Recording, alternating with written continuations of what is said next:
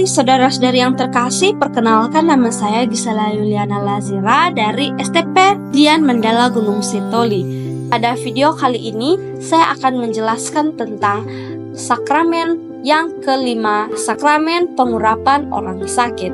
Nah, pertama-tama, pengertian sakramen orang sakit. Sakramen ini merupakan sakramen yang menyerahkan seseorang yang sedang sakit kepada Tuhan agar Tuhan menyembuhkan dan menyelamatkan mereka.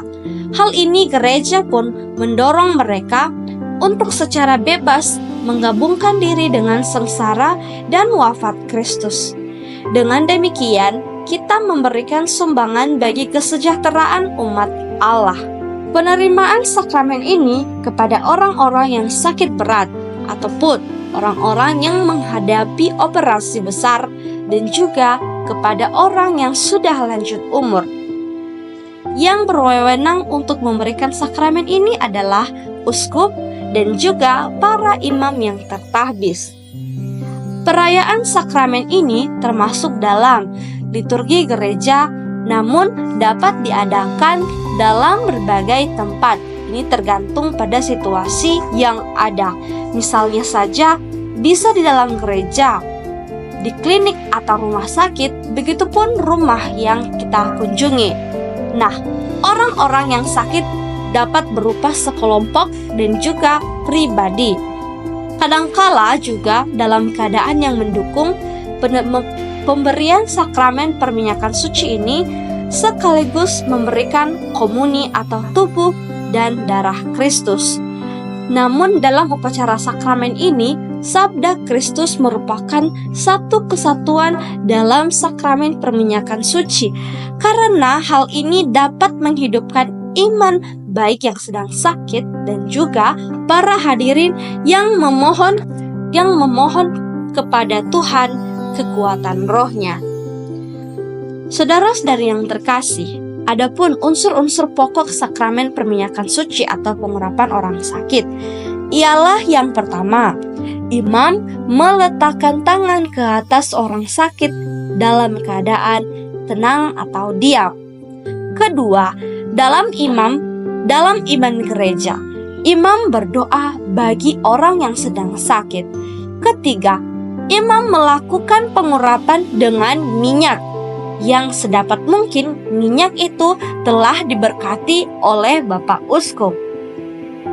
Namun adapun buah-buah sakramen pengurapan orang sakit adalah rangkap 4. Nah, terdiri dari ada 4 bagian, yakni rahmat pertama atau bagian pertama adalah suatu rahmat atau anugerah khusus Roh Kudus yang memberikan kepada kekuatan, ketenangan, dan kebesaran hati untuk mengatasi kesulitan-kesulitan yang berkaitan dengan penyakit berat atau kelemahan karena usia yang lanjut. Seperti dalam Yakobus bab 5 ayat 15, Tuhan mengatakan, "Jika ia telah berbuat dosa, maka dosanya itu akan diampuni." Maka juga bantuan dari Tuhan melalui rohnya membawa orang sakit menuju kesembuhan jiwa dan juga kalau itu sesuai dengan kehendak Allah menuju pada kesembuhan badan. Rahmat atau buah yang kedua yaitu orang sakit menerima kekuatan untuk mempersatukan diri lebih erat dengan sengsara Kristus. Orang sakit seakan-akan akan ditahbiskan untuk menghasilkan buah melalui keserupaan dengan sengsara juru selamat yang menebus. Rahmat ketiga ialah bersifat kegerejaannya, yakni bahwa sebagaimana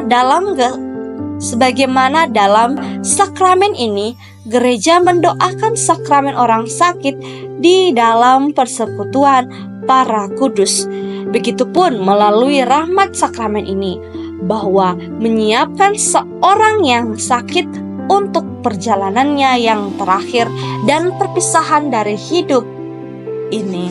Sakramen pengurapan orang sakit juga mendefinisikan keserupaan diri kita dengan kematian dan juga kebangkitan Kristus yang telah dimulai oleh sakramen baptis.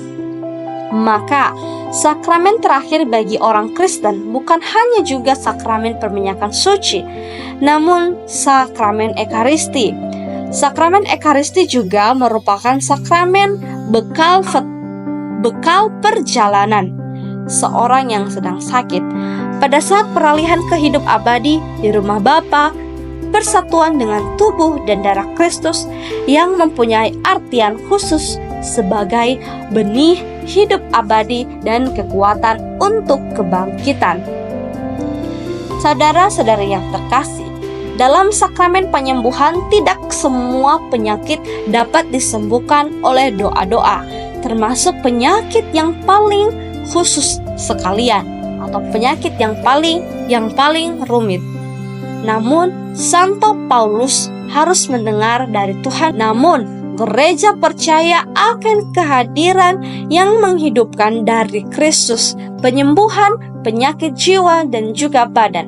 Nah, hal ini dikatakan bahwa gereja percaya dan juga para imam serta umat yang berada pada saat itu harus benar-benar percaya akan pertolongan dan bantuan dari Roh Kudus. Saudara-saudari yang terkasih, pada zaman para rasul, Yesus menyuruh beberapa kali juga para murid-muridnya untuk mengambil bagian dalam pelayanan belas kasih dan keselamatan yang diberikan oleh Kristus. Perutusan ini juga terdapat pada Injil Markus bab 16 ayat 18.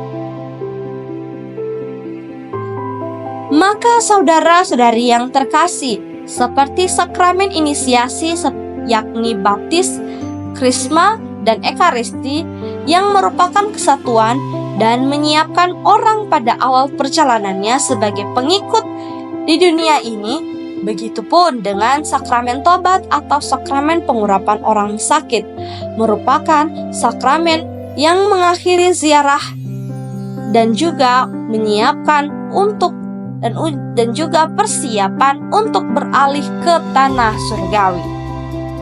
Demikian yang boleh saya jelaskan tentang sakramen pengurapan orang sakit atau perminyakan suci.